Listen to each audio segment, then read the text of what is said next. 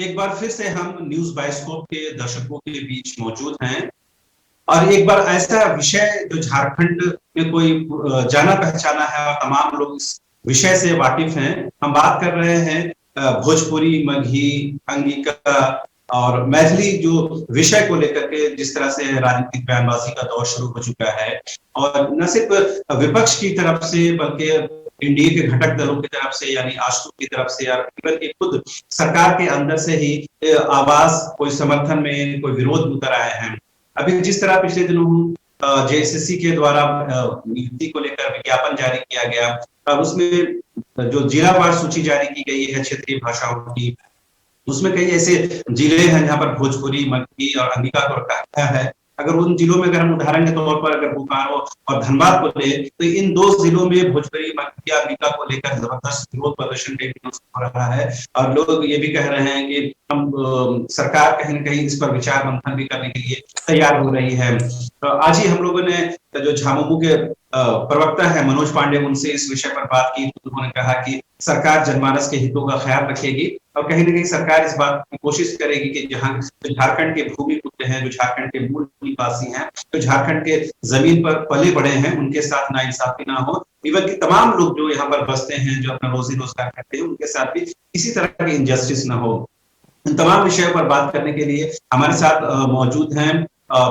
कोई unknown face नहीं है, कैलाश यादव जी हमारे साथ मौजूद हैं। भोजपुरी एकता मंच से जुड़े हुए हैं, पूर्व राजद नेता हैं और एचईसी बचाओ संघर्ष मोर्चा का जो आंदोलन चल रहा है उसमें भी ये बढ़ चढ़ कर हिस्सा ले रहे हैं। तो एक बार फिर से आपका इस्तकबाल है, खैर मकदम है कैलाश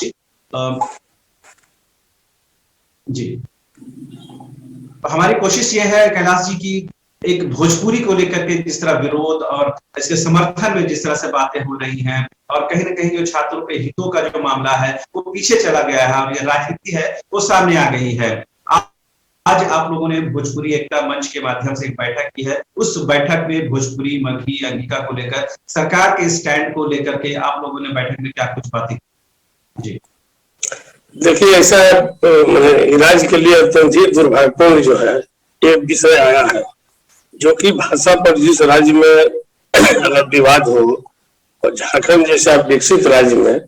तो यहाँ के रहने वाले 3.25 करोड़ आबादी के लिए बहुत ही दुर्भाग्य और अफसोसजनक है।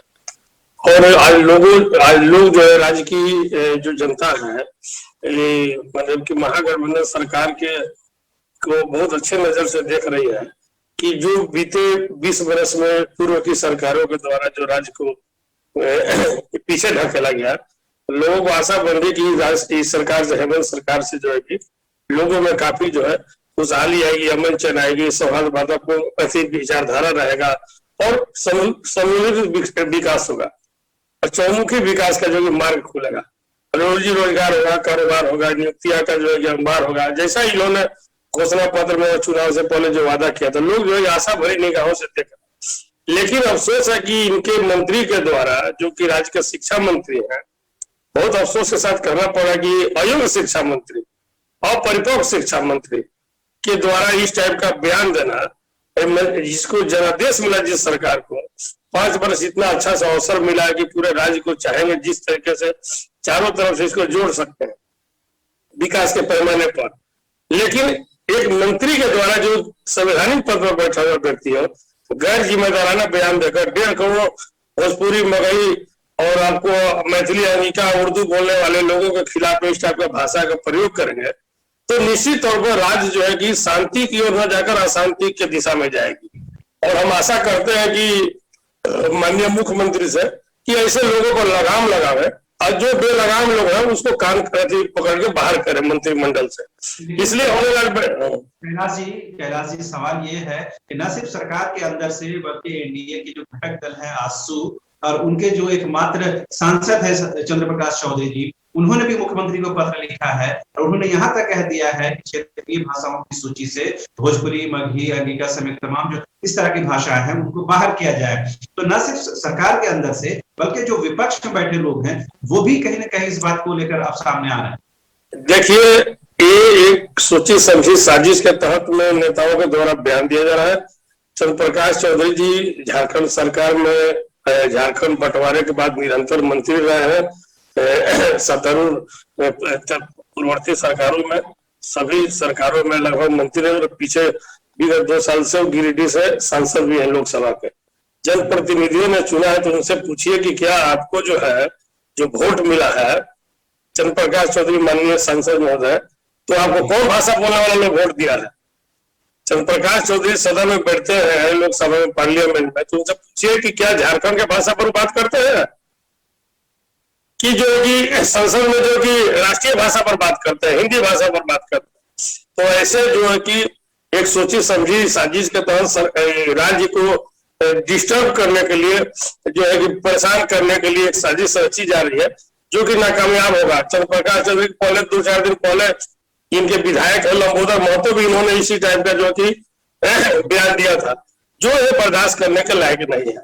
आपको ज्ञात होना चाहिए। अब सवाल ये है कैलाश जी, आप ये कह रहे हैं कि जानबूझकर इस तरह बयानबाजी की जा रही है, क्या प्रकाश चौधरी को पता नहीं है कि अगर वो इस तरह का बयान देते हैं, इस तरह का पत्र मुख्यमंत्री के नाम लिखते हैं, तो उनको राजनीतिक तौर पर क्या नुकसान हो सकता है? क्या डुमरी से जो विधायक है आपके ये शिक्षा मंत्री हैं जो उस क्षेत्र से आते हैं, उस भाषा भाषी के बीच से आते हैं, उनको पता है कि अगर हम इस तरह के स्टैंड लेते हैं भोजपुरी और मगही के खिलाफ तो हमें आने वाले चुनाव में या राजनीतिक तौर पर क्या नुकसान हो सकता है? तमाम राजनीतिक समीकरण को समझने के बावजूद भी अगर इस तरह का स्टैंड लिया जा रहा है तो ये तो नहीं कहा जा सकता है कि ये अनजाने में लिया जा रहा है, बिल्कुल प्लांट तरीके से बात कही जा रही है। ये आपके बातों से हम सहमत हो सकते हैं, लेकिन हम इनकार भी करते हैं, इसलिए कि मंत्री जो है डुमरी के केवल मंत्री है, वो राज्य सरकार के पूरे 3.25 करोड़ आबादी के मंत्री हैं,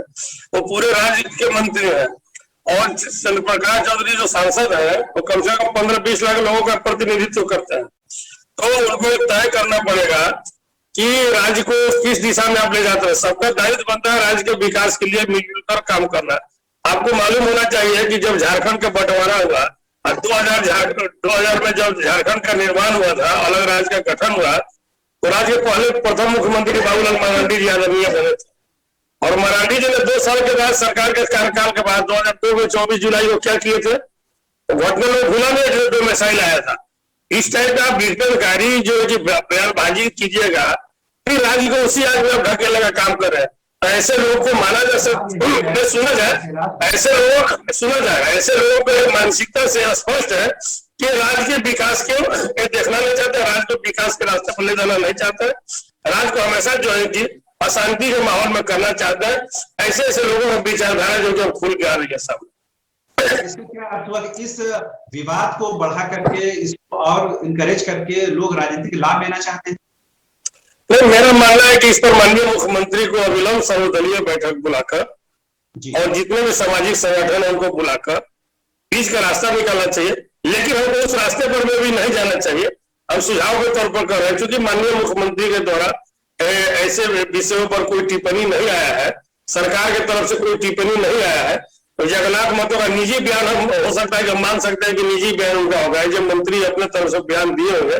लोगों के भावनाओं का कदर करते हुए, लेकिन ये राज्य सरकार का बयान नहीं हो सकता, क्योंकि राज्य सरकार जेएमएम की सरकार नहीं है, महागठबंधन की सरकार है। और महागठबंधन में कांग्रेस भी है, राष्ट्रीय जनता दल भी है, और अनेकों सामाजिक संगठन का समर्थन है इसमें। तो इसलिए हमको ऐसा लगता है कि मुख्यमंत्री जो है कि ऐसी ओछी मानसिकता वाले बयान पर जो है कि नोटिस नहीं लेंगे और उनके बयान को दरकिनार करेंगे। और सरकार का ओर से जो है कि हमको नहीं लगता है कि इस पर जो है कि बहुत ज्यादा कुछ कहने की आवश्यकता पड़ेगी, क्योंकि ऐसी बातों को लोग नजरअंदाज करते हैं।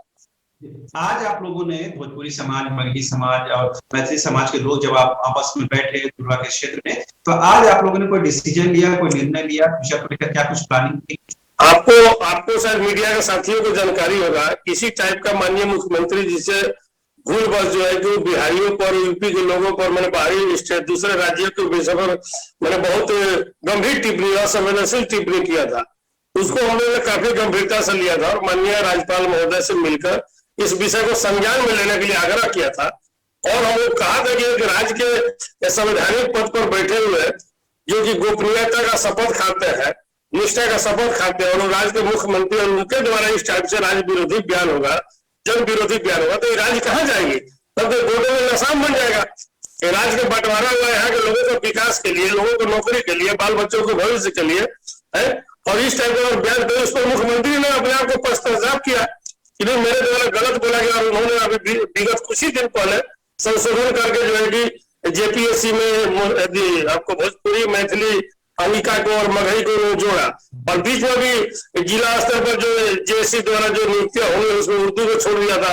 उनके जहन में आया तो उर्दू को भी जोड़ा। तो मेरे कहने के बाद हमने उनका प्रशंसा किया, तारीफ किया कि माननीय मुख्यमंत्री ने अच्छा निर्णय लिया और राजहित में निर्णय लिया, जनहित में निर्णय लिया। और इस टाइप का अगर उनके मंत्री के द्वारा और कुछ नेताओं के द्वारा बयान आ रहा है तो इस पर सरकार को कड़े शब्दों में लगाम लगानी चाहिए। और आज के बैठक में लोगों हमारे जो भोजपुरी एकता मंच के जो सदस्य लोग थे, समाज के लोग थे, काफी आक्रोश व्यक्त किया। बोले कि माननीय मंत्री, शिक्षा मंत्री जो है राज्य के, बिल्कुल मतलब अयोग्य व्यक्ति है, अपरिपक्व है। इसलिए अपरिपक्व योग है कि आप जो है कि एक बराबर कुछ ना कुछ ऐसे नाटक करते रहते हैं, मैट्रिक का परीक्षा देते हैं, इंटर का पढ़े। भैया राज्य का शिक्षा मंत्री हो, कम से कम ग्रेजुएट होना चाहिए। अगर ग्रेजुएट नहीं भी है, अनुभव के आधार पर भी आदमी मंत्री बनता है, नॉन मैट्रिक भी बनता है, लेकिन आपको कम से कम जो ध्यान देना चाहिए। आप लड़ाने वाली बात कर रहे हैं, आप एक निजी क्षेत्र की लेकर पूरे राज्य को ढकेलने का काम करेंगे, जो बिल्कुल जो ठीक नहीं है। इसलिए हम लोग अब आज ही हमारी बात हो रही थी, आपके पुराने आपके संबंध रहे हैं राजद के नेताओं से। वरीय प्रदेश उपाध्यक्ष हैं, जो पार्टी के वर्तमान में कमेटी भंग है, लिहाजा में ये कहना पड़ रहा है। पूर्व प्रदेश वरीय प्रदेश उपाध्यक्ष हैं राजेश यादव से बात हो रही थी इस सिलसिले में, तो उन्होंने कहा कि भाषा को लेकर जो कुछ विरोध हो रहा, आप बोकारो में करें या धनबाद की बात करें, तो वो भाजपा प्रायोजित है। तो उन्होंने ये कहा कि इस तमाम घटनाक्रम को लेकर सरकार का जो स्टैंड है, राजद उसके साथ खड़ा है, जबकि राजनीतिक पंडित इस बात को मानते हैं, स्वीकारते हैं कि पलामू प्रमंडल के जितने भी जिले हैं, तमाम जिलों में राजद की अच्छी फाइट है और उसी जिले के ज्यादातर जो परीक्षार्थी हैं, जो छात्र हैं, वो इन भोजपुरी मगही भाषाओं के हटने से या नहीं रहने से प्रभावित होंगे। तो राजद जो उस वोट बैंक का हिस्सा है, वो अपने काफी नजदीक समझती है उन लोगों को, बावजूद इसके राजद स्टैंड नहीं ले पा रही है। उल्टे ये आरोप लगाया जा रहा है राजद की तरफ से कि ये भाजपा प्रायोजित विरोध प्रदर्शन है। देखिए, अब तो उनका अपना समझ से जो बयान था, लेकिन हम आपको कहना चाहते हैं, आप भी बहुत वरिष्ठ पत्रकार है, हम लोग मैंने सैकड़ों बार आप लोग हमारा डिबेट कराया और हमारा जो है कि आपने रिपोर्टिंग किया हुआ थी, न्यूज लिया, इंटरव्यू लिया है। मैं आपको कहना चाहता हूँ कि राज्य में 24 जिला में 18 जिला जो है इस भाषा से प्रभावित लोग हैं, और आप हर जिले में मिनिमम 5 लाख से लेकर 15 लाख तक के लोग जो है कि इस भाषा को बोलते हैं। चाहे झारखंड में आप उधर क्या बोलते हैं, जहां से माननीय मुख्यमंत्री आते हैं, गोड्डा ले लीजिए, साहेबगंज ले लीजिए, देवघर ले लीजिए, जामताड़ा ले लीजिए, गिरिडीह ले लीजिए, धनबाद बोकारो ले लीजिए, हजारीबाग कोडरमा ले लीजिए, पलामू का तीनों जिला तो प्योर भोजपुरी से जो कि भाषा के वहां का मूल भाषा है। राजधानी रांची ले लीजिए, खूंटी, गुमला, चाईबासा, लोहरदगा, सिमडेगा को छोड़कर सभी जिलों में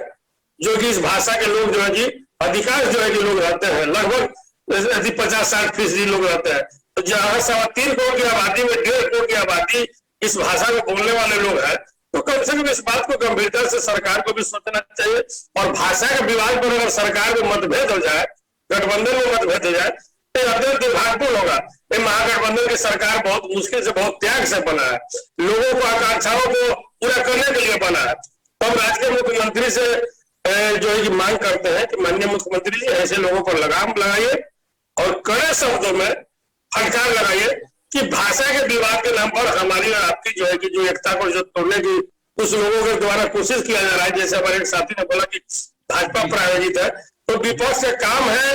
आपको कमजोर करना, खंडित करना, तोड़ना, लेकिन हमारा काम है कि हमारी आपकी एकता बनी रहे। और राज्य के मेरा एक ही लक्ष्य हो कि राज्य का विकास कैसे हो, राज्य के बेरोजगार लोगों का नौकरी कैसे हो, राज्य हमारा कैसे जो कि दिन दुगुना रात चौगुना विकास के रास्ते पर। ठीक है, आखिरी सवाल ये है कैलाश जी, क्योंकि भोजपुरी एकता मंच इस मामले को लेकर बेहद कंसर्न है और लगातार आप लोग बैठकों का सिलसिला शुरू कर चुके हैं, तो आने वाले दिनों में क्या मुख्यमंत्री से या राजभवन से इस सिलसिले में आपका शिष्टमंडल जाकर मिलेगा, अपनी चिंताओं से उन्हें अवगत कराएगा?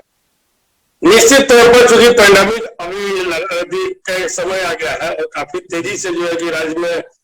आपको महामारी जो है कि कोरोना का बढ़ रहा है, तो इसको मद्देनजर, इसको देखते हुए जैसा स्थिति सामान्य जब हो जाएगा तो माननीय मुख्यमंत्री से एक डेलीगेशन भोजपुरी एकता मंच का मिलेगा। और आज के राज्यपाल महामहिम रमेश बैस साहब से भी हम लोग जो है कि मिलेंगे और पूरा उनको अवगत कराएंगे कि देखिए ऐसी बात होगी। और इस टाइप के अनेक मिनिस्टर अगर झारखंड में रहेंगे, शिक्षा मंत्री के खास करके इस जगह पर, तो राज्य जो है कि बर्बादी के रास्ते पर जाएगा। माननीय मंत्री को